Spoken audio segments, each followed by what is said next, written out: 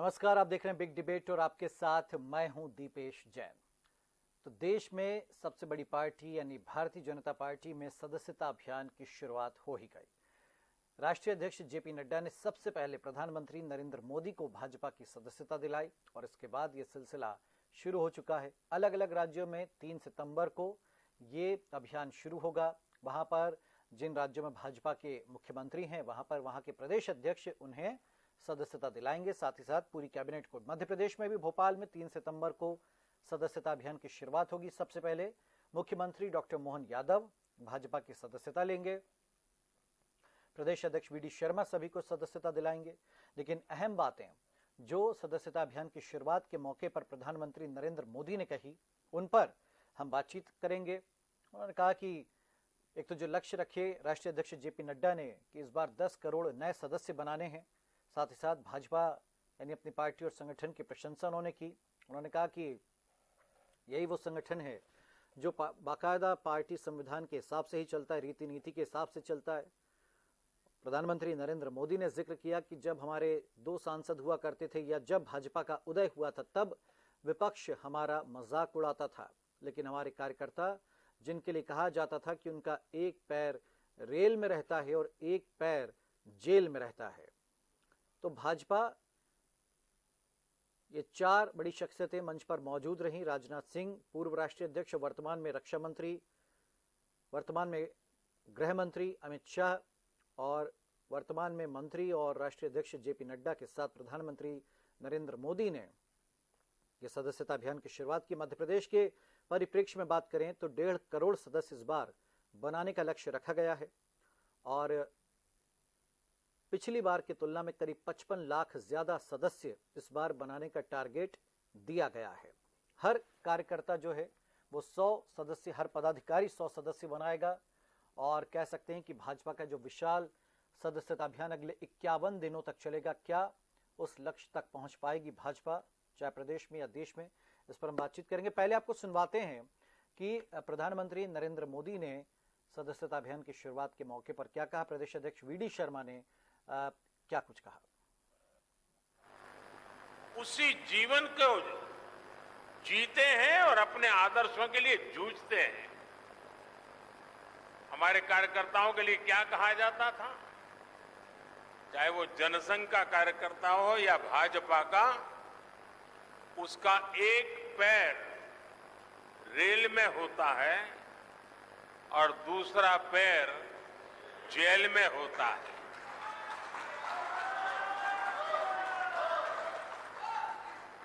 Rail में इसलिए कि भारतीय जनता पार्टी का कार्यकर्ता निरंतर भ्रमण करता था, प्रवास करता था, जहां भी उसको जाना होता वो दौड़ता रहता था और समाज की समस्याओं के समाधान के लिए सत्ता पर बैठे हुए लोगों के सामने संघर्ष करता था और इसलिए कभी जेल तो कभी बाहर, ये उसकी स्थिति रहती थी। मुझे याद है 50 साल पहले की बात होगी, जनसंघ के लोग अहमदाबाद में सत्याग्रह कर रहे थे और एक अपनी कार्यकर्ता बहन जो जेल गई थी, करीब करीब 1 महिला लोग सब जेल में रहे थे सिर्फ आंदोलन करने के लिए, और उसकी गोद में 9 महीने का बच्चा हाथ में लेकर के वो जेल में 1 महीना गुजार करके आई थी। चलिए, तो और भी प्रतिक्रिया हम आपको सुनवाएंगे। पहले अपने मेहमानों का परिचय करवा देते हैं। हमारे साथ में कांग्रेस की ओर से प्रियंका किरार जी हैं। प्रियंका जी, स्वागत है आपका। अजय सिंह यादव जी भाजपा की ओर से हैं। प्रवक्ता, आपका स्वागत है अजय जी। और हमारे पॉलिटिकल एडिटर रवि अवस्थी जी हमारे साथ में। तो अजय जी, एक बार फिर बड़े मिशन की तरफ आपका पूरा पार्टी संगठन, सदस्यता अभियान की शुरुआत हमने देखी, प्रधानमंत्री नरेंद्र मोदी का संबोधन सुना, तमाम संबोधन, क्या खास बात है इस बार, क्या नया होने वाला है सदस्यता अभियान में? देखिए, भारतीय जनता पार्टी का सदस्यता अभियान हमारा संगठन पर्व है। हम चाहते हैं कि जो हमारे मतदाता हैं, जो संख्या में हमारे सदस्य भी बने। यही भारतीय जनता पार्टी की नीति होती है कि पहले जो हमारे विरुद्ध बैठे हैं वो हमारे मतदाता बने और फिर जो मतदाता है वो वो पार्टी के सदस्य भी बने।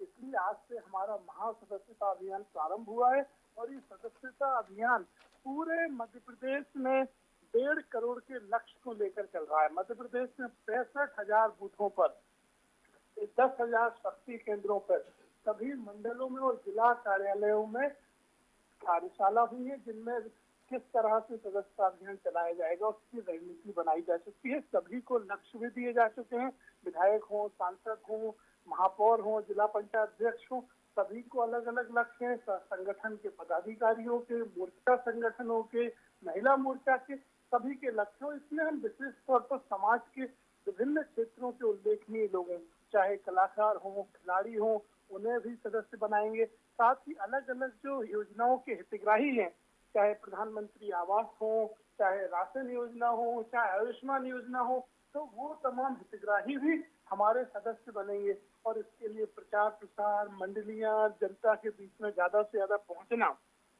ये तमाम ऐसी चीजें हैं जो हम करेंगे। और सदस्यता के लिए जो 4 माध्यम बनाए गए हैं, ऐप के माध्यम से, मिस्ड कॉल, वेबसाइट और पर्ची के माध्यम से, वो तमाम माध्यम चलेंगे। और मिस्ड कॉल में भी जो सदस्यता लेगा उसको वेरीफाई किया जाएगा। मिस्ड कॉल के बाद मैसेज आएगा, मैसेज के बाद सभी डिटेल भरी जाएंगी, उसके बाद वो सदस्य वेरीफाई होगा, तब सदस्यता मानी जाएगी। मध्य प्रदेश भारतीय जनता पार्टी अपने 1.5 करोड़ के लक्ष्य को निश्चित ही पूरा करेगी। पूरे मध्य प्रदेश में जनता में भारी उत्साह है भारतीय जनता पार्टी का सदस्य बनने के लिए। हमारे उद्देश्य राष्ट्रीय एकात्म और लोकतांत्रिक गांधीवादी दृष्टिकोण को मजबूत करना हम चाहते हैं और उसी दृष्टिकोण से जुड़े हुए लोग हमारे सदस्य बनेंगे। चलिए प्रियंका जी, हालांकि भाजपा का सदस्यता अभियान है, लेकिन उन्होंने एक लक्ष्य रखा है कि अपने विरोधियों को मतदाता बनाना है और मतदाता को पार्टी के सदस्य बनाने तक का वो जिम्मा लेकर चल रहे हैं। 1.5 करोड़ मध्य प्रदेश में नए सदस्य बनाने का लक्ष्य भाजपा ने रखा है, पिछली बार के मुकाबले 55 लाख ज्यादा। नहीं लगता कि कांग्रेस के लिए, अगर ये भाजपा लक्ष्य हासिल कर लेती है, तो ये कांग्रेस के लिए एक बड़ी चुनौती होगी? मैं बताना चाहती हूँ दीपेश जी, ये कांग्रेस के लिए चुनौती नहीं है। इसलिए नहीं है कि इनके यहाँ तो फर्जी रूप से पर्ची से राष्ट्रीय अध्यक्ष और प्रदेश अध्यक्ष चुन जाते हैं। मुख्यमंत्री यहाँ पर्चियों से चुने जाते हैं। इन्हें लोकतंत्र में कहाँ भरोसा है? अभी 2 दिन पहले एक वीडियो वायरल हो रहा है सागर लोकसभा क्षेत्र का, जहां वहां के भाजपा के कार्यकर्ता ये कह रहे हैं वहां की सांसद लता वानखेड़े जी से कि हमने 15-15 हर बूथ पर, पोलिंग बूथ पर फर्जी मतदान किया है आपको जिताने के लिए। तो इन्हें लोकतंत्र में विश्वास नहीं है। ये सदस्यता अभियान सिर्फ दिखावा है। और इस समय काय का उत्साह है, इस चीज का उत्साह है कि पूरे मध्य प्रदेश में, पूरे देश में दलित, आदिवासी और बहनों के साथ अत्याचार की घटनाएं चरम पर हैं। इस चीज का उत्साह है। अरे बात अभी बीजेपी को करना था तो वो किसानों को एमएसपी कानून लागू करे, किसानों के लिए खाद बीज की व्यवस्था करे। मध्य प्रदेश और देश में बढ़ रही जो दलित, आदिवासियों के ऊपर, बहनों के ऊपर घटनाएं घट रही है अनाचार की, उन्हें रोकने की जरूरत थी, ना कि सदस्यता अभियान के रूप से देश में हो रही समस्याओं का ध्यान बांटने का काम बीजेपी कर रही है सदस्यता अभियान शुरू करके। नहीं, अब अपनी पार्टी का सदस्यता अभियान चल, लेकिन चलिए फिर भी एक जवाब अजय जी क्या कहना चाहेंगे प्रियंका जी को? देखिए दिपेश जी, प्रियंका जी कांग्रेस पार्टी की तरफ से पक्ष रखते हैं। उन्हें ये चीज समझना पड़ेगा कि जिन मांगों की आप बात कर रहे हैं वो सरकार के दायित्व है और सदस्यता अभियान पार्टी संगठन का काम होता है। ये सरकार नहीं करवाती है सदस्यता अभियान। तो कांग्रेस के नेताओं को इस बात का समझना पड़ेगा, क्योंकि कांग्रेस में तो कोई सदस्यता अभियान होता नहीं है, इसलिए कांग्रेस पार्टी इन चीजों को समझ नहीं सकती है। हमारा कांग्रेस से कोई प्रतियोगिता भी नहीं है और ना हमारे प्रतिद्वंदी है। हमारा लक्ष्य अपने आप के लक्ष्य को और मजबूत करना है। कांग्रेस पार्टी मध्य प्रदेश में समाप्त हो चुकी है। चलिए प्रियंका जी से हम आगे जवाब लेंगे, लेकिन एक कमेंट रवि जी, कैसे देखते हैं आप? प्रधानमंत्री का संबोधन आपने सुना, राष्ट्रीय अध्यक्ष नड्डा और शाह का भी हम संबोधन आपने सुना, तो क्या खास बात लग रही है इस बार के इस सदस्य, खासतौर पर तब जब लोकसभा चुनाव के नतीजे आए, भाजपा नो डाउट 40 सीटें पीछे रही, सरकार भले ही बन चुकी है, इस दौर में 10 करोड़ नए सदस्य बनाने का लक्ष्य, एमपी में 1.5 करोड़ का टारगेट कैसे देखते हैं? देखिए दीपेश जी, चूंकि ये सदस्यता अभियान से जुड़ा मामला है, राजनीति संगठनात्मक स्तर पर संगठन से जुड़ा मामला है और निश्चित तौर पर एक दौर वो भी था बीजेपी के पास जब केवल 2 सांसद हुआ करते थे, आज 240 हैं। उससे पहले 303 थे। तो जाहिर बात है कि पार्टी, देखो चुनाव में जीत हार कम ज़्यादा होना चलता रहता है, ये कोई बड़ी बात नहीं है। लेकिन सबसे महत्वपूर्ण बात यह है कि जो पार्टी की एक जो परंपरा है उसे उसमें वो कहीं ना कहीं उसमें निरंतरता है कि हर 5-6 साल के बाद एक सदस्यता अभियान का फिर से मतलब बनाना, सदस्यता अभियान चलाना, और ख़ास करके जो पुराने सदस्य हैं उनको फिर से उनका नवीनीकरण किया जाता है। ये एक परंपरा है, क्योंकि कई बार होता ही है कि 5 साल बाद देखा भी जाता है कि भाई कितने सदस्य नए आए हैं, कितने पुराने हैं। तो जाहिर बात है कि वही एक बार फिर परिपाटी को, मतलब अगर पार्टी पूरी शिद्दत के साथ बनाए हुए है तो अच्छी बात है। किसी भी संगठन में आप देखिए 2014 में जब 11 करोड़ मेंबर हुए थे तो किसी दौर में ऐसा था कि दुनिया में चीन की जो कम्युनिस्ट पार्टी वो सबसे बड़ी पार्टी मानी जाती थी सदस्य के नाम पर। लेकिन अब भारतीय जनता पार्टी ने इस रिकॉर्ड को तोड़ा और उसे पीछे छोड़ते हुए दुनिया की सबसे बड़ी पार्टी बन गई है। कांग्रेस भी 137 साल पुरानी पार्टी है, मगर उसके इस तरह के आंकड़े कभी सामने नहीं आए कि वो अपने आप को कह सके कि नहीं दुनिया की सबसे बड़ी पार्टी हम हैं। ये तो प्रतिद्वंदिता है, आप सियासत में प्रतिस्पर्धा है। आप भी बताइए कि भाई हमारे इतने सदस्य को किसने रोका है। तो राजनीति का हिस्सा है ये, एक तरीके से देखा जाए तो। और फिर दूसरी बात यह है कि जाहिर बात है कि संगठन का विस्तार तो होगा ही। अगर हर राज्य को मान लीजिए, अब मध्य प्रदेश में उदाहरण के तौर पे अगर 1.5 करोड़ का लक्ष्य लेकर चल रहे हैं, 1.5 ना सही आसपास भी पहुँचे, कम ज़्यादा भी रहे, तो क्या पार्टी का तो विस्तार होना ही है ना। तो ऐसी स्थिति मुझे लगता है कि ये पार्टी का जो कार्यक्रम है वो लगातार, सबसे अच्छी बात ये है कि वो पूरा वर्ष भर यानी 365 दिन जो है वो अपने कार्यक्रमों की श्रृंखला बनाकर रखते हैं और उस पर पूरी एक तरीके से अनुशासित तरीके से काम भी करते हैं। अब ठीक है, कई गड़बड़ियाँ भी होती, कमजोरी भी रहती, कुछ लोग उसमें लापरवाही भी करते हैं। तो बावजूद इसके, अब चूँकि संगठन है, कोई ऐसा तो है नहीं कि सरकारी कर्मचारी तो है नहीं कि आप उन्हें दंडित कर देंगे।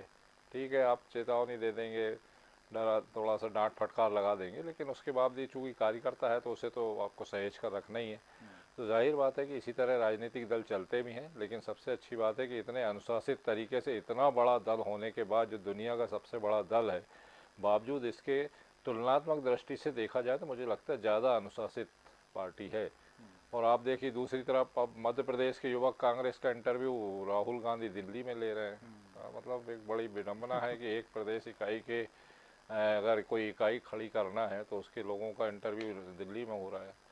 तो ये भी अपने आप में है। तो सबकी अपनी अपनी कार्यशैली है और उसी कार्यशैली के हिसाब से सारे राजनीतिक दल का जो स्वरूप है वो सबको पता है क्या है। हाँ, ये कांग्रेस से पूछा जा सकता है कि भाई युवक कांग्रेस के राष्ट्रीय अध्यक्ष का अगर चयन होना है तो राहुल गांधी क्यों इंटरव्यू ले रहे हैं। पूरे देश के तमाम राज्यों से, प्रदेश से मितेंद्र सिंह पहुंचे हैं दावेदार बनकर के, छत्तीसगढ़ से 2 नेता पहुंचे, तो ऐसे अलग अलग राज्यों से वहां गए। लेकिन खैर प्रियंका जी उसका जवाब देंगे। लेकिन अजय जी, भाई यूपी में सीटें बहुत कम हुई, राजस्थान में नुकसान उठाया आप लोगों ने, हरियाणा में नुकसान उठाया जहां पर चुनाव है, ठीक है। तो ऐसे में ये जो लक्ष्य रखा है 10 करोड़ नए सदस्य बनाने का, या जो भी कुल ओवरऑल है, टोटल है, क्या है, कैसे वोट परसेंटेज तो कम हुआ, कितनी बड़ी चुनौती में, सिर्फ प्रदेश नहीं, प्रदेश में तो ठीक है आपने 29 की 29 जीते, लेकिन और यहाँ वोट परसेंटेज भी बढ़ा, लेकिन देश में कितनी बड़ी चुनौती है इस लक्ष्य को हासिल करना। देखिए, लोकसभा चुनाव का परिणाम कुछ इस तरह से है कि लगातार फैल हो रहा विद्यार्थी ग्रेस मार्क से पास हो गया और एक विद्यार्थी जिसके लगातार डिस्टिंक्शन आ रहा था 80% की जगह 75% आए। तो कांग्रेस के नेता ये भूल गए कि 99-240 से अभी भी बहुत कम होती है, आधे से भी कम संख्या होती है। ये कांग्रेस पार्टी को समझना पड़ेगा। तो चुनाव में कैसे वो अपने परिणाम को जीत दर्शाते हैं, ये तो कांग्रेस के नेताओं की बुद्धि समझे। लेकिन अगर परिणामों की स्पष्टता भी देखें तो एनडीए जो हमारा प्री पोल गठबंधन था, उसको देश में 290 सीटें स्पष्ट बहुमत मिला है। चुनाव में कुछ सीटें कम ज्यादा होना ये बड़ी बात नहीं होती, लेकिन जनादेश एनडीए को मिला है, ये स्पष्ट है, इससे कोई इनकार नहीं कर सकता है। दूसरी बात, कांग्रेस पार्टी जिनका संगठन नहीं है, ये संगठन की बातें कर रहे हैं। खड़गे जी, राहुल गांधी, सोनिया गांधी किस पद्धति से अध्यक्ष बने हैं, क्या ये लोग नहीं जानते हैं? सभी जानते हैं कि केवल एक परिवार की पार्टी है और परिवार के हाथों में रिमोट कंट्रोल से ही पार्टी चलती है। और ये लोकतंत्र की बात कर रहे हैं, आपको सदस्यता अभियान करने से कौन रोक रहा है? बताइए मुझे। आप भारतीय जनता पार्टी के अभियान पे सवाल उठा रहे हैं। अगर आपकी लोकप्रियता है, निर्वाचन आयोग प्रत्येक दल को निर्देश दे चुकी है कि सदस्यता करवाएं और संगठन चुनाव करवा के निर्वाचन आयोग को सूचित करें। लेकिन कांग्रेस की ऐसी लचर स्थिति है कि वो संगठन चुनाव तक नहीं करवा पा रहे हैं। और आप सदस्यता अभियान करवाइए और अपने आंकड़े सामने लाइए, फिर बात करें।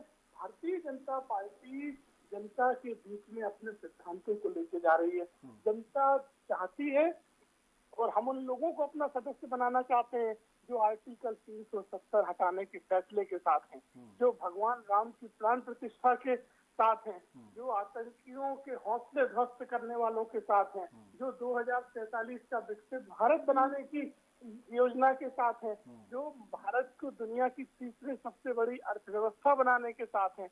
तो वो सभी लोग हमारे सदस्य बने, इसी के लिए हमारा प्रयास है। और कांग्रेस का तो संगठन है ही नहीं। कांग्रेस चलिए वो पूछ लेते हैं हम। प्रियंका जी देखिए, जो भाजपा तंज कसती है, ठीक है, प्रियंका जी जो भाजपा तंज कसती है, खुद आपके तमाम बड़े नेताओं ने स्वीकारा कि हमारा संगठन कमजोर है, हम जो है चुनाव में उस तरह की रणनीति नहीं बना पाते हैं, कार्यकर्ता एक्टिव नहीं हो पाता। ये तो कमलनाथ जी भी कह चुके, पटवारी जी कह चुके, तो उसमें ये नहीं कि भाजपा कह रही। नहीं, दूसरी बात, आप लोग क्या करें? वाकई में जो रवि जी का सवाल था, भाई इतने जोर शोर से सदस्यता अभियान क्यों नहीं चलाया जाता है कांग्रेस में? कोई स्ट्रेटेजी क्यों नहीं बनाई जाती है? कोई टारगेट क्यों नहीं रखा जाता है? राहुल गांधी के इस तरह की शुरुआत नहीं कर सकते हैं कि भाई चलिए हम भी सदस्य, और नया जोश है। भाई देखिए, भाजपा तो आप लोग इवेंट का आरोप लगाते, इवेंट समझ लीजिए, करते तो है ना, उसका फायदा भी उनको मिलता है ना, तो ऐसे में कांग्रेस क्यों पीछे रह जाती है? दीपेश जी, मैं बताना चाहती हूँ, 2 साल पहले कांग्रेस का सदस्यता अभियान चला था और सदस्यता अभियान के बाद ही खड़गे जी जब निर्वाचित हुए थे तो वो उन सदस्यों के मतदान के बाद ही नियुक्त हुए थे राष्ट्रीय अध्यक्ष। लेकिन भाजपा बताए कि उन्होंने मतदान के से कितने राष्ट्रीय अध्यक्षों का चयन किया है। नहीं, अब वो उनकी परंपरा परिपाटी, भाई वो तो कह रहे हैं ना, हम तो संविधान, जो हमारा पार्टी का संविधान है उसके हिसाब से चल रहे हैं। और भाजपा, हमें बीजेपी की सदस्यता से कोई बुराई नहीं है। हमारी पार्टी को वो क्यों सदस्य बना रहे हैं, इससे कोई आपत्ति नहीं है। हमारा सवाल ये है कि वो सदस्यता अभियान चलाते हैं तो उन सदस्यों ने आज तक कितने राष्ट्रीय अध्यक्ष चुने हैं? जी, अपने वोट के माध्यम से बनाए हैं। अजय जी जवाब देना चाह रहे। जी देखिए दीपेश जी, प्रियंका जी जिस चुनाव पद्धति की बात कर रही है, मैं स्वयं कांग्रेस पार्टी का प्रदेश कांग्रेस कमेटी का प्रतिनिधि रहा हूँ और मैंने स्वयं निर्वाचन प्रक्रिया में भाग लिया है। इसलिए मैं जानता हूँ कि प्रतिनिधि किस प्रक्रिया से बने थे और किस तरह से नेताओं द्वारा सूची बना के प्रतिनिधि बनाए जाते हैं, ये प्रियंका जी ना बताएं, क्योंकि मैं तो स्वयं प्रतिनिधि रह चुका हूँ, स्वयं राष्ट्रीय अध्यक्ष के चुनाव में भागीदार रहा हूँ। मैं खुद भी हूँ बीसीसी डेलीगेट, मैं खुद भी सदस्य हूँ, मैंने भी मतदान का प्रयोग किया था। संगठन मंडल से बूथ तक है, कांग्रेस में वो संगठन नहीं है, उन्हें स्वीकार करना चाहिए। आप स्वीकार नहीं करते हो, केवल उल बातें करते हो, इसीलिए चुनाव दर चुनाव आपके परिणाम ऐसे आते हैं और फिर बाद में संस्थाओं को पूछते हैं। प्रियंका जी, मेरे सवाल का जवाब नहीं, आपने 2 साल पहले का बताया, लेकिन आप बता पाएंगे कितने नए सदस्य बने थे मध्य प्रदेश में? अरे 2 साल पहले पूछ लीजिए कितनी मेंबरशिप हुई थी। हाँ, मैं वही पूछ रहा हूँ। प्रियंका जी, कोई है याद? जी, देखिए इसकी मुझे एथेंटिक जानकारी नहीं है, लेकिन 2 साल पहले बड़ी मात्रा में हमने एक जिले से कम 10 हजार सदस्य बनाने का लक्ष्य एक कांग्रेस के जो जिम्मेदार पदाधिकारी हैं उनको दिया था और वो लक्ष्य हम लोगों ने जो दिया था उससे बहुत आगे जाके हमने सदस्यता। नहीं, देखिए ऑन पेपर जब बात होती है तो आंकड़ों पे बात होती है। प्रियंका जी, भाई वो कह रहे हैं, देखिए खुद सीएम साहब ने स्वीकारा कि 95 लाख हमारे सदस्य बने थे, वेरिफिकेशन हुआ 68 लाख निकले, लेकिन 68 लाख तो निकले, अब वो 1.5 करोड़ का, हालांकि सीएम साहब का तो ये कहना है कि भाई 2.5 करोड़ जो टोटल वोटर हैं 4.5 करोड़ मान लीजिए, तो उसका आधा तो यानी 2.25 करोड़ तो बनाओ और वेरिफिकेशन में कम से कम 1.5 लाख तक पहुंचे या उसके आसपास। तो देखिए ऐसे आंकड़े लेकर के जब कोई संगठन चलता है, आप एक छोटी सी कंपनी में भी जाएंगे तो वहां पर टारगेट बनाया जाता है, वहां पर स्टैटिक्स पे काम होता है। अब हवाई बातें थोड़ी ना कि हमने 10,000 बोल दिया तो उन्होंने 10,000 बना दिए, अब वो डेटा पूरा कलेक्ट करे एक आदमी का, एक सदस्य का, भाजपा वाले।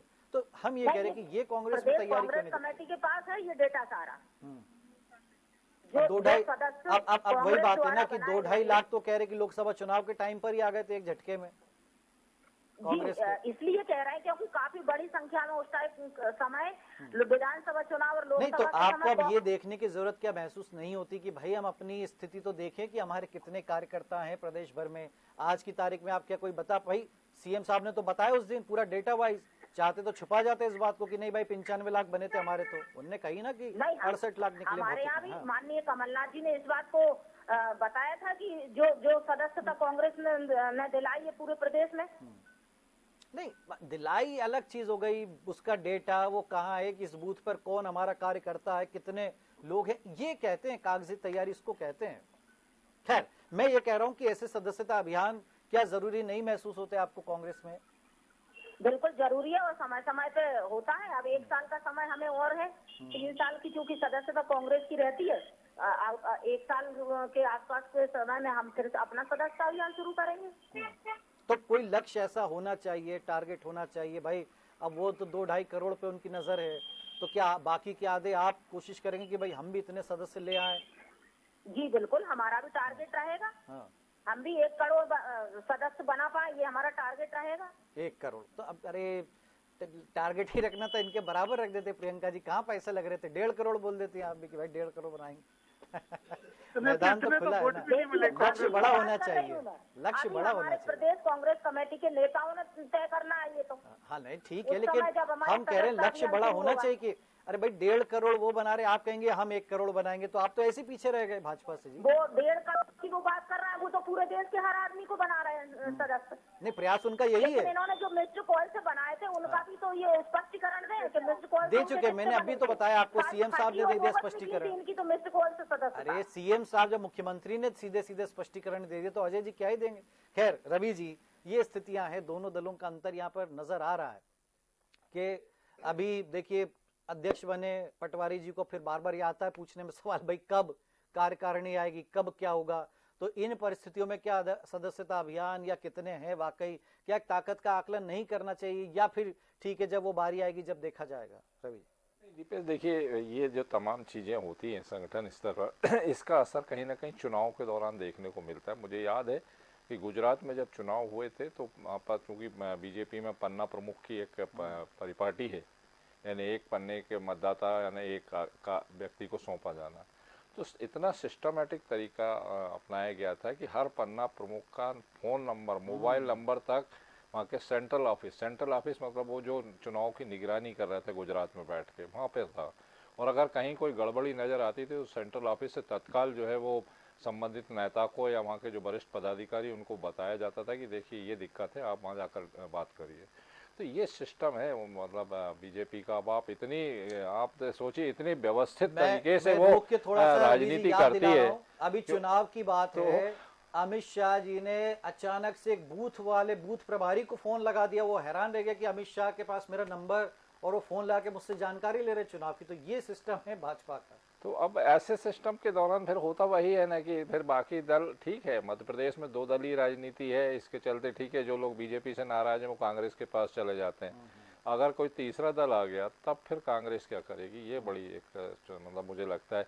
तो कम से कम जो सिस्टम है उसे पूरा नहीं तो इतना तो सुधार लें कि हम किसी का मुकाबला कर सकें। मेरा मतलब देखिए, मैं किसी दल के पक्ष में या विरोध में नहीं हूँ, लेकिन एक सिस्टम जब इतना बड़ा संगठन है, इतने राष्ट्रीय पार्टी है, देश में 3 ही राष्ट्रीय पार्टियां हैं, आम आदमी पार्टी को मिला ले तो सवाल ये है कि आप भाई जब आप बराबर में नहीं खड़े होंगे तो कैसे मुकाबला करेंगे? क्योंकि आफ्टर ऑल चुनाव में ठीक है प्रचार अपनी जगह होता है, वो 2 दिन पहले खत्म हो जाता है मतदान से पहले, लेकिन जब वो जो अंतिम 2 दिन होते हैं वो बहुत महत्वपूर्ण होते हैं, वो खास करके मतदान के दिन। तो जब दूसरे पक्ष की टीम पूरी मुस्तैद रहती है, पूरी दस्तावेजों के साथ, एक एक नंबर के साथ, एक एक जानकारी के साथ रहती है, दूसरी तरफ फिर आप गायब रहते हैं, तो अगर मान लो जनता साथ ना हो तो फिर तो 66 भी ना आए। Priyanka ji, last comment Priyanka ji.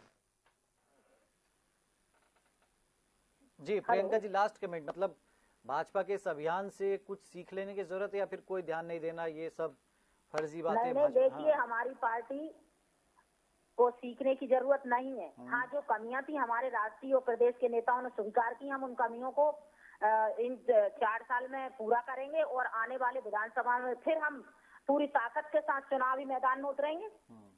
चलिए अजय जी, एक लास्ट कमेंट, टारगेट पूरा होगा? वो ऐसा ना हो कि 1.5 करोड़ तो हो गए और फिजिकल वेरिफिकेशन में 1 करोड़ रह गए। अजय जी, अजय जी आप सुन पा रहे हैं मुझे? भारतीय जनता पार्टी जो लक्ष्य लेके चल रही है वो हमारा किसी से प्रतियोगिता नहीं है और ना हमें किसी को दिखाना है। ठीक है। हमारा लक्ष्य है हमें ज्यादा से ज्यादा लोगों को भाजपा की रीति नीति से जोड़ना है। और ऐसे अभियान में जब हमारा पूरा संगठन कार्य योजना के साथ एक प्रदेश की सभी 65,000 बूथों पे काम कर रहा है तो इस तरह की बातों का कोई सवाल नहीं उठता है। हम इस लक्ष्य से भी आगे जाएंगे, 1.5 करोड़ को भी पार करेंगे। ये भारतीय जनता पार्टी में लगातार जनता का आशीर्वाद बना रहेगा। चलिए, बहुत शुक्रिया आपका अजय जी, शुक्रिया प्रियंका जी आपका, रवि जी आपका शुक्रिया हमारे साथ चर्चा में जुड़ने के लिए। तो 51 दिन अब भाजपा के लिए उत्सव पर्व के रूप में मना रहे हैं वो सदस्यता अभियान को। क्या लक्ष्य तक पहुंचेगी भाजपा, पीछे रह जाएगी या कोई नया रिकॉर्ड बनाएगी, वक्त बताएगा। फिलहाल बिग डिबेट में इतना ही। आप देखते रहिए डीएनए न्यूज। नमस्कार।